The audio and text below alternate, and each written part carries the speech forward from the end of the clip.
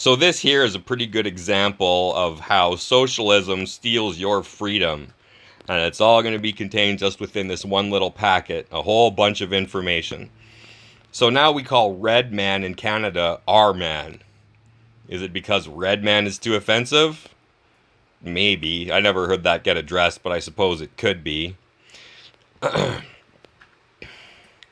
price of this product, for less than an ounce and a half of tobacco, is $43 and change Canadian. In the United States of America, you get a full 3 ounces, over twice as much, for about $10 to $12. So $30 roughly in tax is what you pay on this. 300% more. And the reason why they do that is because they say that this shit kills you. And so in order to compensate for people dying of it in the hospital through cancer treatment and whatever, they have to charge you an extra $30 over what it would normally cost to buy this product in the States, where there is no socialist hierarchy telling everyone how to live. Part of the irony in people dying from cancer from these products is that when they spray herbicide over commercial tobacco, they also add a nuclear particle in order to kill the insects. So that's what they use for a pesticide, is they nuke them to death.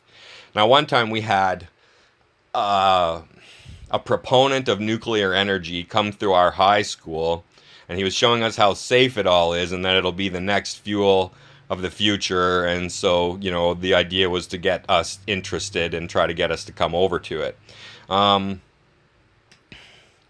He asked if anyone had a pack of cigarettes. Smoker pulls out a pack of cigarettes, gives it to him. He has a Geigemeter. He waves Geigemeter over said product, and it clicks a little bit. See, even tobacco is radioactive, he said. Okay, numbnuts, it isn't the tobacco that's radioactive. It's the shit that they put on it to kill the bugs. Okay?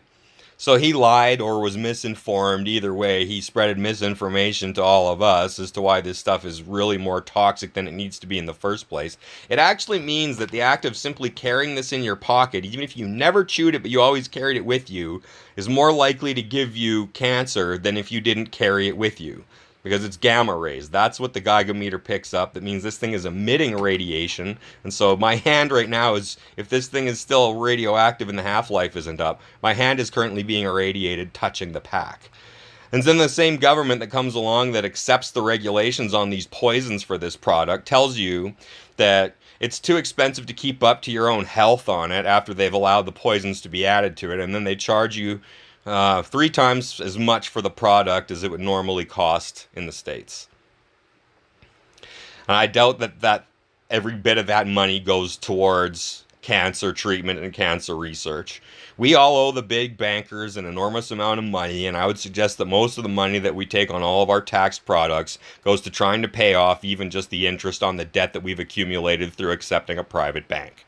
Now, the United Nations is including tobacco in their mandates to try to eliminate it as part of their agenda. I believe by 2035, they said they want to have tobacco gone. So when it comes to socialist governments around the world telling you what you can have and how you can have it, that's who you should really look to in all of this.